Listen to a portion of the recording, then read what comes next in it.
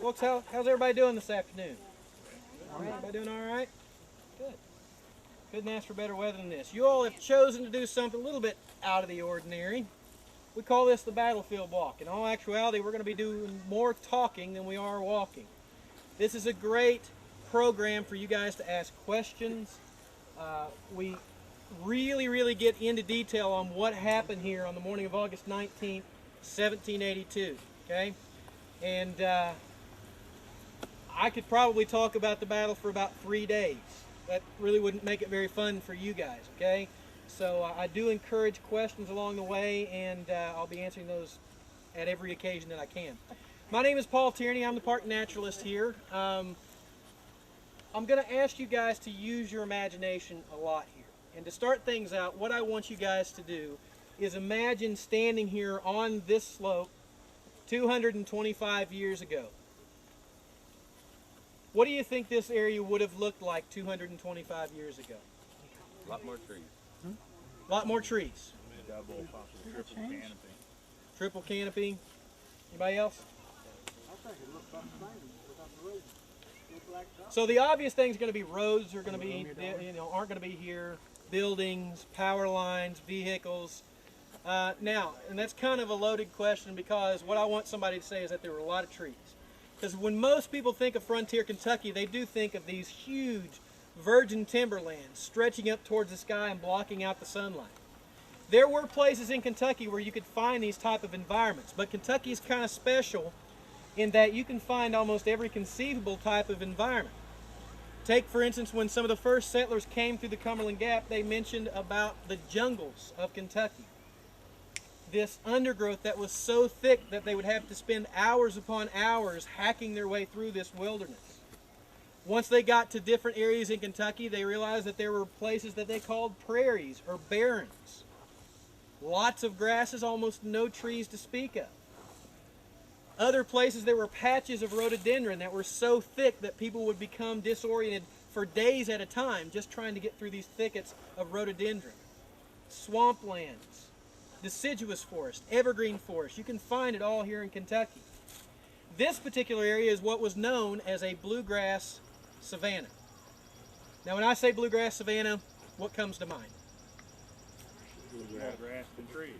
More grass than trees. All right.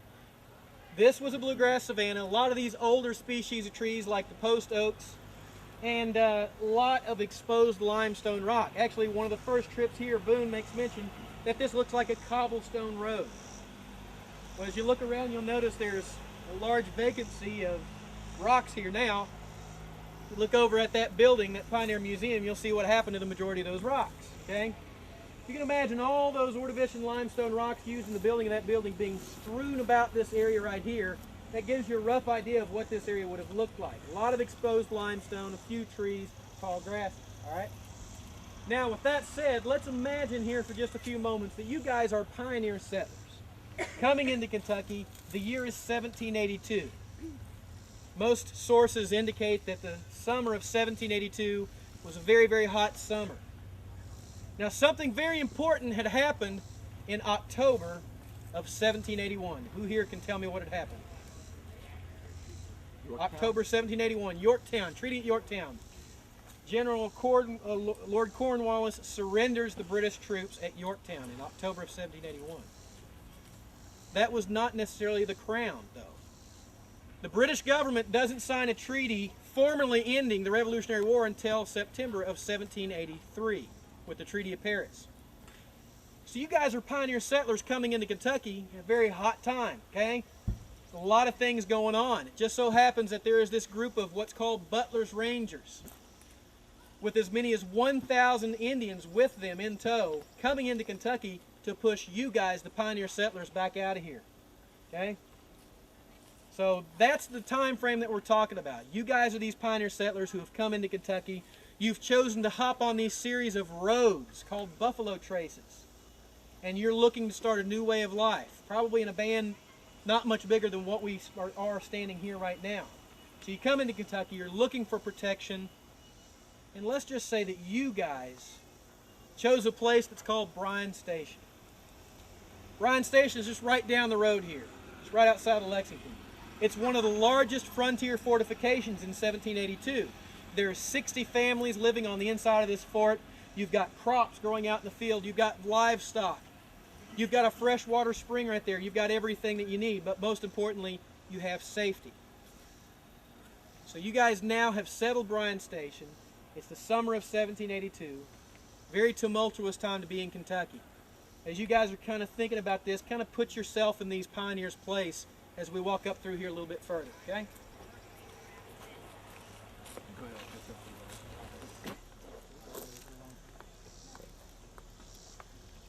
Well, once again, using our imagination, you guys are the settlers at Bryan Station. You got everything you need there. Most importantly, you have protection. The entire summer of 1782, you hear these stories about Captain Caldwell with his band of Indians, and he's wreaking havoc that entire summer. It's only a matter of time until you guys are going to have to worry about this. Who's Captain Caldwell? Captain William Caldwell is the commander of the British Butler's Rangers. And this Butler's Rangers group was, well, approximately 30 loyalists. These are people who were born in the colonies. For the most part, when it came for the Revolutionary War to break out, you had a side to choose. You could either choose the Patriot cause or choose the side of the Crown. These are people who chose the side of the Crown. All right? Marched from Fort Niagara all the way to come here into Kentucky. Sun comes up in the morning of August 15th, 1782. You all wake up that morning, you get ready to go out and about with all your daily chores. But you have this uneasy feeling, okay? Everybody, you ever had the feeling you've been watched before? Yeah. Ever had that feeling? Well, you get up on that morning and you feel like you're being watched. The men of the fort bring everybody together, possibly in a situation just like this, and they say, all right, folks, we kind of have a little bit of a problem. We could be surrounded by as many as 500 Indians and British. We need water. If we don't have water, we're not going to survive any type of attack on the fort. If us guys go walking outside the fort, chances are they're going to attack us. So, ladies, if you all go outside, they're probably going to leave you alone. Would you all care to go get us water? Think about this. Anybody want to volunteer for that job? Approximately 30 women, including several children, gather up all the buckets there, and they travel outside the security of the fort, and they walk down to that spring, which is just right outside the fort, about 60 yards. As you get down to the spring, as I said earlier, it's a hot summer. Perhaps that spring wasn't even producing a lot of water, so it's not deep enough for you to dip the buckets down in. You have to take a ladle, and one ladle at a time, you start filling up those buckets of water, one ladle at a time. The women are encouraging the young children to play, to sing songs, act as if nothing is out of the ordinary. All the while, you could have Indians within 15 or 20 feet of you this entire time. After about an hour and a half, it's estimated that they had gotten approximately 60 gallons of water. And then they start that journey back up to the fortification. All the buckets and all the children in tow. Once again, encouraging the children to play and sing songs, as if nothing was out of the ordinary. Well, as you get back to the fortification, guys, I'd be thinking of ladies right about now, okay? You have water, all right, which is the most important thing that you could possibly have. Within a few hours, the first few shots of Bryan Station start ringing out. You guys are on the inside of the fortification. It's only a matter of time before the walls fall if you don't have help. How are you going to get help from other settlements in Kentucky? Send a runner. Somebody want to volunteer for that job? You look like a good, strong kid. What's your name? Manny Porter. What is it? Manny Porter. Manny, come up here. Are you a good runner? Sometimes. All right, well, Manny, He's on a bad ankle though. it's about 25 miles to the nearest city. You're going to have to run the entire time. Okay. You're expected to make that journey in just a few hours. All right? Okay. We can't give you a rifle, it's going to weigh you down. So we give you one knife, a little bit of water, but no food. Okay? You with me so far? Not only that, when you go outside the security of the fort, there are going to be about 500 Indians who are looking for one person. Now you have to deliver messages to 3 different guys. You have to deliver these messages to John Todd, Stephen Trigg, and Daniel Boone. Can you repeat those names back to me? John Todd. We could be in trouble. Daniel Boone, John Todd, Stephen Trigg. All right? All right. So once you deliver these messages, your job is done. All right? So if you can repeat those names back to me one more time. John Todd. Steve. Oh. Give him a big round of applause. He did a good job. Let's say Manny made it. All right? He delivered these messages to John Todd, Stephen Trigg, and Daniel Boone. Okay? They set out for Bryan Station, but meanwhile, you guys are on the inside of Bryan Station trying to just to ward off this attack for as long as you possibly can. Sometime during the evening of August 17th, the fighting stops for just a few moments. You're surrounded in darkness, and from outside in that darkness, you can hear a voice. One voice comes up and he says, "You all know who I am. I'm Simon Girty. Give up the walls of the fort, and I promise you the women and children will go free. If you don't give up the walls of the fort, I promise you no one will leave here alive." Anybody ever heard that name before, Simon Girty? Bad news. He's bad news. Actually, he's here today, so if you want to track him down. But Simon Girty, he's bad news. He fought for us during the French and Indian War. Throughout the Revolutionary War, he chose a different cause. I'm not going to say side, all right? He chose a different cause. Thing about Simon Girty, he tended to live up to his promises. So while you guys are on the inside of the fort trying to decide, do we give up the fort? Do we try to make a fight? Don't know what to do. This young kid, he might be 18 or 19 years old. His name is Jacob Stevens. Jacob Stevens hops up on top of one of the cabins and he screams back out into the darkness. He goes, "Girty, we know exactly who you are, and we've got 2 worthless, deadbeat, pathetic dogs down here inside the fort. We hate them so much we call one of them Simon, we call the other one Girty." I'm paraphrasing somewhat, but that's pretty close to what he said. So the decision to fight has been made for you, whether you wanted it or not.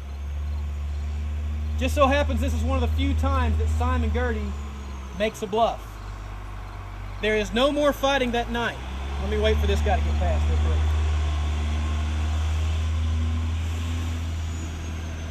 Sun comes up on the morning of August 18th. The crops out in the field are burnt to the ground. The livestock has been killed. They've tried to do everything they possibly can to get inside of the fort. Okay? But you all have survived.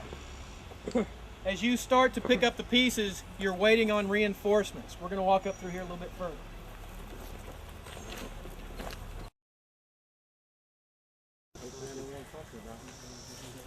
Sometime during mid-morning on August 18th, Daniel Boone, John Todd, Stephen Trigg, our 3 guys that we've been talking about, converge onto Bryan Station. You guys are on the inside of the fort and you witness the first officers' council. Daniel Boone, John Todd, Stephen Trigg, as they sit there talking back and forth, perhaps even Daniel Boone scratches his head and says, "I reckon we need to fight while the iron's hot. If we don't do something about it right now, nobody else is going to take care of this threat. We have the largest body of mounted militia assembled right here, 182 guys, and we've got to take care of it." Todd scratches his head and says, "Yeah, I reckon you're right." Now, as these guys are sitting here having this conversation, there's a lower ranking officer over in the corner. He's got this long black beard. He's got this long hair. It goes down to the small of his back. His name is Hugh McGarry. Hugh McGarry walks up and he says, "I think there are more of them than there are of us. We could be walking right in the middle of a trap. We need to wait on reinforcements from Colonel Ben Logan." Without missing a beat, apparently, Boone turns to him and says, "Why'd you come here? If you didn't come here to fight, you could turn around and go home." He actually says, "Are you timid?" How many people here have been called a chicken before? Nowadays, we kind of shrug it off and go on. 200 years ago, you question a man's courage, those are fighting words, all right? Apparently, he and Boone have a little bit of a heated discussion. McGarry walks back over to his men and they begin to ridicule him and make fun of him for making such a suggestion as to wait. This comes into play a little bit later on, guys. So 182 pioneer settlers on horseback mount up and they set out along the ancient bison trace to catch up to the British and Indians on foot. We are standing right in the middle of that buffalo trace right at this very moment. You all travel throughout the entire day into the night hours of August 18th, early morning of the 19th. You all get within about 15 miles of where we're at right now, a place called Ruddle Station. At Ruddle Station, you can't help but to notice that there is quite a bit of sign left there. You can see fires smoldering from just a few hours earlier when the Indians were there. Tomahawk slashes in the trees. But as you look for more sign, you'll notice that these Indians are walking in single file. There's only one line going off into the darkness. Why are they doing this? Hide their numbers. So they want you to follow them. They just don't want you to know how many of them there are. This should raise a lot of red flags. Sun comes up, call to mount up is made. You all reach the bend in the Licking River right here at approximately 7:30 on the morning of August 19th. For those of you all that aren't familiar with this area, Licking River comes all the way down around us, creating three sides of river, and travels up north towards Cincinnati. There's only one location that permits any type of crossing. We call it the Blue Licks Ford. You all reach the ford and you can see Indians very close to where the campground now is today. You can see Indians pacing back and forth, smoking their pipe. As they slowly stand up and walk the rest of the way up the hill, they turn around just to the crest of the hill and they go like this. They're waving you up here. Apparently Boone sees this, turns around and goes, "These guys are fixing for a fight." There could be more of them than there are of us.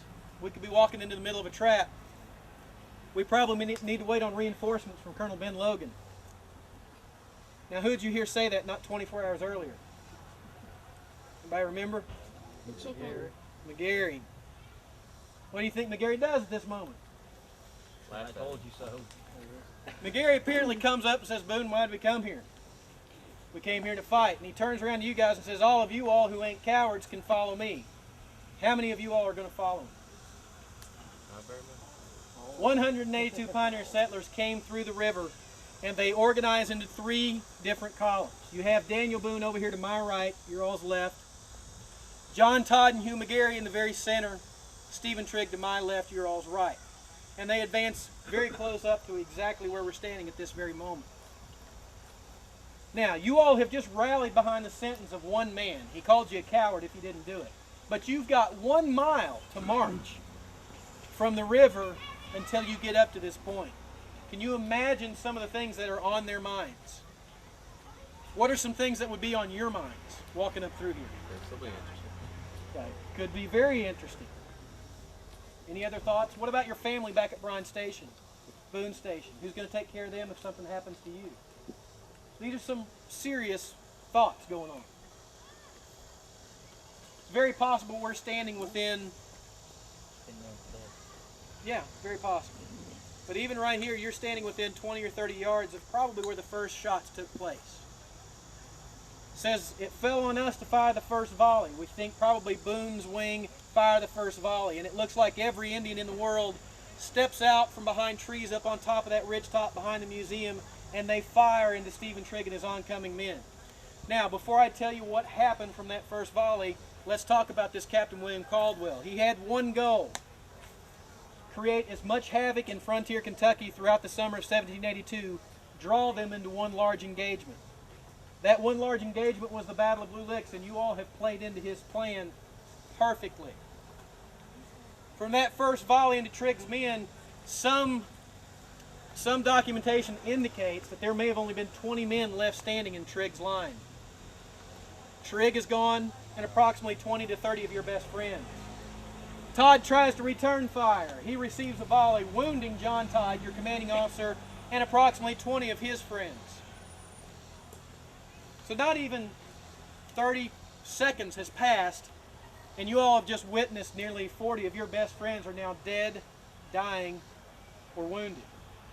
You all, as the pioneer settlers, have three different decisions you can make. Number one, you can pull out your knife and tomahawk, protect yourself. Number three, reload your flintlock. Number two, reload your flintlock rifle. Or number three, what would be a good choice? Run. Run away. How many of y'all are going to run? Yeah. Well, if you're going to run, you have several different choices. Steep banks, deep water, probably could not swim. You can head over here, incredibly steep banks, deep water, and you can't swim. Or you can head back down to the shallow area and walk through the water. Which direction are you going to go? Pretty much no-brainer. Most of these guys start making their way back down to the river, all right? Now, for those of you all who are left up here on this field that morning, you have two options. And I want to see a show of hands here. How many of you are going to reload your flintlock rifle? Raise your hand up high if you're going to choose that. How many of you are going to reload your rifle? All right, hands down. How many of you are going to pull out your knife and tomahawk? Raise your hand. All right, now not everybody voted, all right? So hands down. Let's try this one more time. Bear with me. How many of you are going to reload your flintlock rifle? Raise your hand if you're going to do that. Raise them up high. All right, everybody look around, look around. All right, hands down. How many of you all are going to use your knife and tomahawk? Raise your hand up high. Let us see it. I want you to take a look around. Look around right here. These are your survivors. Why is that? Because it takes too long to reload your rifle and you get shot. If you're really, really good, at reloading your rifle, 30 seconds, okay? During that 30 seconds, the Indians have come out of that ridge and they are coming down right up on top of you. By this time, the British are starting to advance as well as the Indians coming out from behind them. If you chose to run, once you get down to the river, approximately 30 Indians that you did not know were there start picking you off one by one as you jump down into the river. That's where the ambush took place, okay? If you chose knife and tomahawk, that was your best chance of survival. Within just a few moments, all of this is hand-to-hand combat. Everybody is fighting for their lives. This swirling motion begins to happen up here on top of this ridgetop. Boone, all the time, trying to advance up to outflank the British and the Indians. It says, Aaron Reynolds, gentleman who was here, says, I was priming for my fourth firing when the call for retreat was made. 30 seconds, fourth firing, let's just say 4 minutes into it. 4 minutes into it, the call for retreat is made. All right? Interesting you should ask that. Who made the call for retreat? Anybody want to take a guess? The fellow guys said, let's go. Hugh McGarry, who amazingly enough is on horseback at this moment. Rides over to Boone, says, Boone, the lines have faltered, save yourself. Boone turns to his son, Israel. He's 24 years old at the time. Coincidentally, right before this engagement, Israel was sick. We don't know of what, just says he was fevered. And he was in bed sick. As the call for Bryan Station comes in, Boone stops at the door and says, Israel, we need every warm body we can get. Grab your stuff and come on. So Israel was here due to Daniel Boone's request. At this moment, he's probably very close to the vicinity right over here. He turns to Israel and says, save yourself. Israel says, I will not leave my father's side. Within the next few moments, we're not exactly sure what exactly happened, but apparently Israel receives a shot to his chest. This will be really the only child that Daniel Boone witnessed die right in front of him. He dies in Daniel Boone's arms. So if you have not gotten off this hillside within about 6 or 7 minutes, chances are you are not making your way off the top of this ridgetop here. All right? Because the entire battle, all the shots were fired within 15 minutes. Done. Now I know I'm talking a lot here. Anybody got any questions about anything? Any questions? I thought that Israel got shot in the mouth. According to the documentation, Israel spits up blood, but we think he got shot someplace in the left side of the chest. So you said some people did it 4 or 5 times, their flint? Said that they were firing for a 4th time when the call for retreat was made. 4th time.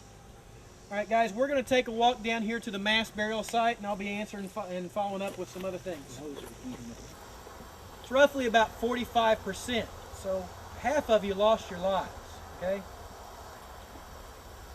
It's quite a few hours after the battle before any survivor makes their way back to Bryan Station, and they begin notifying them of what happened.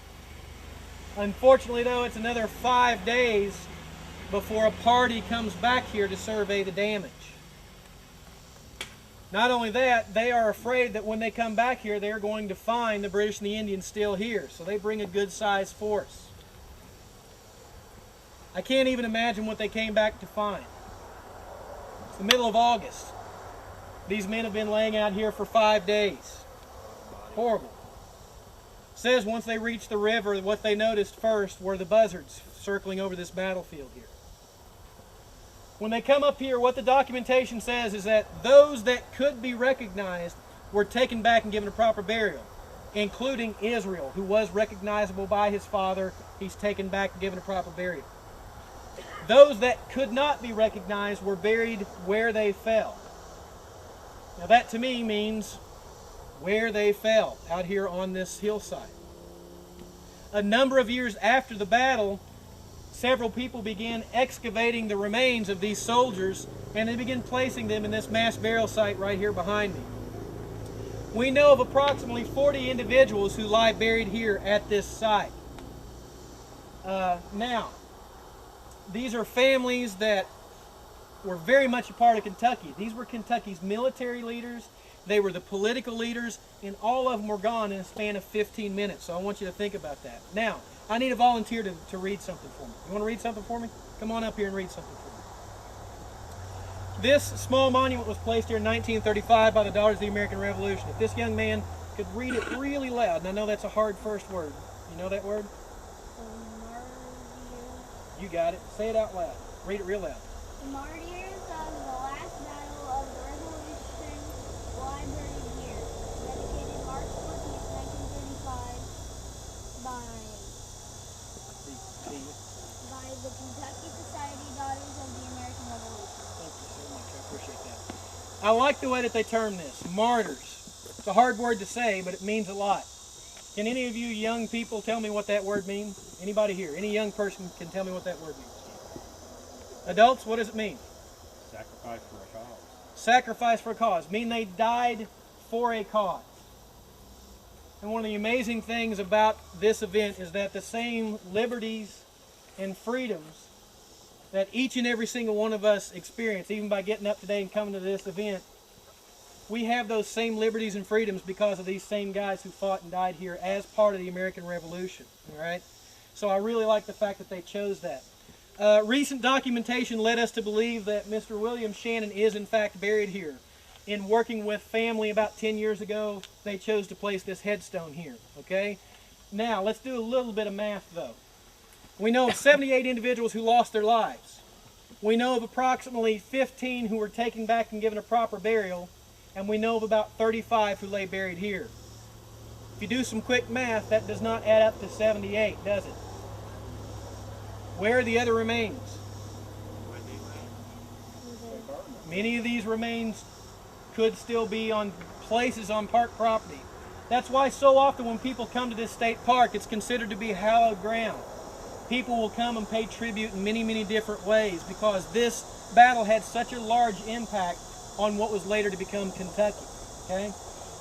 Now, of course, we're paying tribute to that today at 3 p.m. by the battle reenactment, as well as a memorial service down here at the monument at 2 p.m. We're going to be finishing up with a trip down here to the monument. So please watch your step as we walk down through here.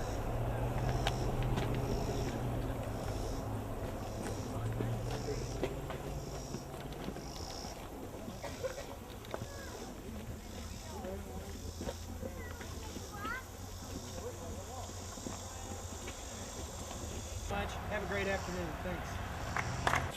Just roll here. Now, I noticed that you didn't mention Patterson. I mean, wasn't he an officer? He was an officer. He was an officer. We don't have a lot of accounts of specifically what he did in the battle.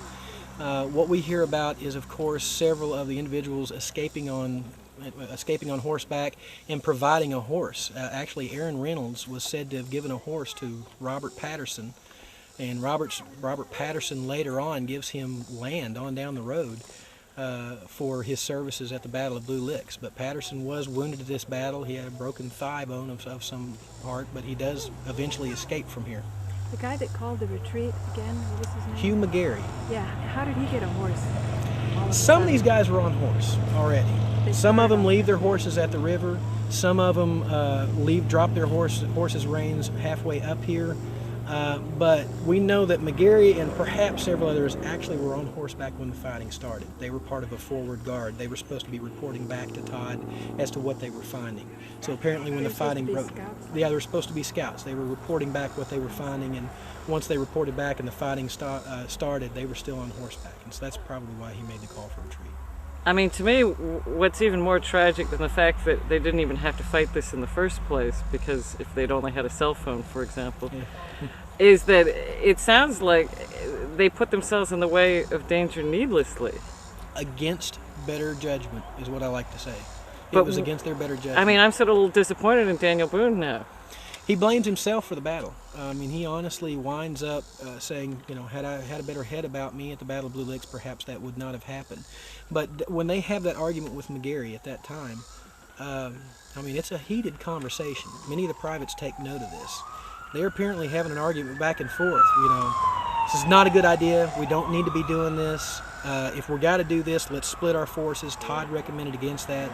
And against all odds, against every indication that they didn't need to be coming up here, they still came across that river and came up here. But McGarry, why did he go back on what he originally said? He did? When it was becoming obvious that it was foolish. I think it was just a chance for him to save face. Oh, really? McGarry, what we know about McGarry is leading up to the battle, he had spent his entire year leading up to the battle trying to kill Indians. He had lost a wife to a Shawnee hunting party. He had lost stepsons to a Shawnee hunting party. And to be quite honest with you, he was a little bit considered, he was desperate would be the nice way to say it.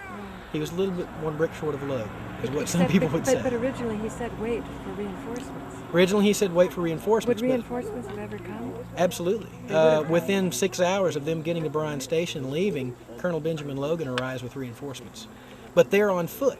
I see. These guys were on horseback. Now what about Caldwell? What was his intention in the whole first thing? His intention was to try to push as many of these settlers out of what we considered Kentucky at that time. Because it wasn't a state, it was still Western territory, and if they could enlist the help, they would go to the Indians and say, look, these settlers are coming into your territory, they're destroying your way of life, they're taking over your hunting lands, you've got to do something about it, right? So they would enlist the help of these Native Americans to come with them, and their objection was still to win the battle on the Western Front, to try to push them back out. One of their promises was that they were going to leave this for the Indians. What's that? I said one of their promises was that they were going to leave this land intact for the That was Indians. their promise. That was their promise. I see. So the Indians, you would think all white men would look alike. No, because like the French came in through Canada and they were primarily trappers. Right. So that So they thought that they'd get a bunch of trappers instead? They just, well, grasping at straws at this point. yeah. Thanks, sir. Y'all have a good day. But it was, like I said, against all odds, they came up here. They come up here on top of this ridge, against their better judgment. And the one goal of these British loyalists was to try to push those that weren't loyal to the crown out of here. But do you think it was arrogance On whose part? on Daniel Boone's part, or did he not think that the reinforcements were really going to come? I don't know. Honestly, we don't know. Because all indications, all the signs pointed to them not to come up here. But we think it was, of course, at this time, you're dealing with a much different brand of person. You know, it was all about pride. It was all about a noble cause. I mean, we hear about chivalry, you know, things like that. Just an entirely different breed. And it was, if somebody was questioning that man's courage, he was going to prove to him that he was not a coward. Wow. So that may have had a little bit of an influence on that as well. So everyone lived by their testosterone, for sure. Huh? Absolutely. 18th century, absolutely. Now, you say every year you learn more. Mm-hmm. What essentially have you learned since you've been at it? I mean, what inspires you? You seem very fired up about this. There are a lot of what we know about the battle, honestly, has only come to light within the past 10 years. And as part of the Draper manuscripts that were in Missouri have become more and more available on microfilm. What it takes is, these are a series of interviews of people who were actually here during that time, and even first-hand accounts of people who were at the battle. Now, unless you had a specific interest in Blue Licks, you know, chances are you never got a chance to actually look for it in the Draper manuscripts, because there were volumes and volumes and volumes of this information. So it took somebody specifically interested in the Battle of Blue Licks and to specifically go through these manuscripts looking for information about that. That's not really happened until the last 10 years, and so now all this information is available and we learn so much more about it. And that's what those books are that guy... Yeah, Dale Payne has transcribed so many of those and done such a great job with that. Okay. Just one thing. Do you think that we ever could have gotten along with the Indians? That we could have struck a different course? I think if it's just so much of a different culture. You don't think it ever could have happened? I think different objectives is the problem. Is that the Indians didn't. We didn't understand where they were coming from, and they didn't understand where we were. Well, and we from. came to own land. Yeah. And to keep it. And they had no No, system they of did ownership. too. So They had ownership. So They did. They well, had but entire regardless, plantations. okay, fine. So they had ownership and we wanted it. But make a long story but short, someone I said- don't think they would have. I don't think they ever would have gotten along. I really don't. Two entirely Do you different think that cultures. there's, when you say more is learned every year, was there ever intrigue about it that like Caldwell, with the British behind him, convincing Indians that he could have gotten rid of their problem? Do you think there was a concerted effort to create division where division wasn't? Absolutely. I think Caldwell told them whatever he felt they needed to know in order to get them to work for him. And there's no possible way that even if they had won the battle, that the promises made to the Native Americans would have never been observed. Never. Right, but like Molly said, they were grasping at straws, but if they didn't try that in the first place, things might have settled down, because originally you had Pocahontas and you had people... Yeah, but we came in and basically, we may have made friends with Pocahontas, but we moved all that entire culture but out I'm saying when you look at the resources and the abundance and the wealth, it's a better strategy to work with people than against them, and particularly when you've got diverse cultures. Well, you can have but we didn't have any You're talking about respect. 18th century, which is a whole different world apart from how we think today. She's got a relative that could speak to the Indians. Well, languages. I wish I could raise him from the dead and talk to him. You know what I mean? Can you No, he was imagine the friends with stories? Tecumseh. This was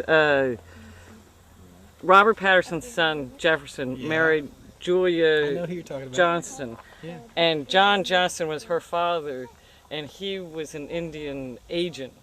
Yeah. And so when they had I can't remember what the last battle was where he actually died, but when they actually wanted him to go out and identify Tecumseh's body because they wanted to defile it to dishonor the Supposedly Indians. he took him to someplace else. He just said, "Oh, it's that one over there," and so then he, maintained his respect. Oh, you knew that? Yeah, I've heard that before.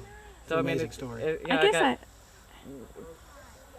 I'm sorry. I got Robert, who's killing all the Indians. I got And then you got John him, Johnston, who's actually working with them.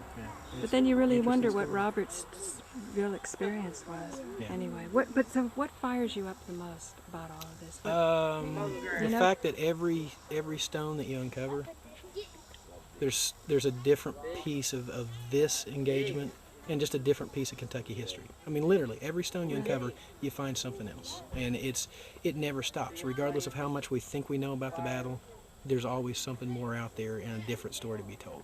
That's what excites me about it. What's the most radically different thing that you learned when you started this, the Battle of Blue Licks? When more scholarly evidence, the Missouri Draper things came in. Well, one of the interesting things was a gentleman by the name of Joseph Black. Joseph Black was here in 1778 making salt with Daniel Boone. And, of course, as many people know, they're captured at that salt-making expedition taken up north into Upper Sandusky and Detroit. Apparently, Boone is adopted into a tribe. He later escapes, comes back, we have the siege of Fort Boonesboro. But this Joseph Jackson, who's captured, stays with him. Guess where he's at 4 years later? He's here fighting against Daniel Boone at the Battle of Blue Licks. Wow. So you get a story where a white man turns Indian, had fought with Boone in other fights, but now started fighting for the Indians later on. What do you suppose he did that for? Maybe he just sympathized with their view a little bit more. So I that's can't blame interesting. him. yeah, it's just, and people did that a lot. They just switched their views, just changed their minds. Well, I mean, it'd be sort of like somebody moving in right now after you've lived here for hundreds of years and saying, thank you very much. This land looks good to me. I'll take it. Yeah, thank you very much. And yeah, and that conflict happened. Yeah. So, Well, thank you so Thank you much. so You're much. welcome. Really You're learned a welcome. lot. So guys, we'll see you. All right.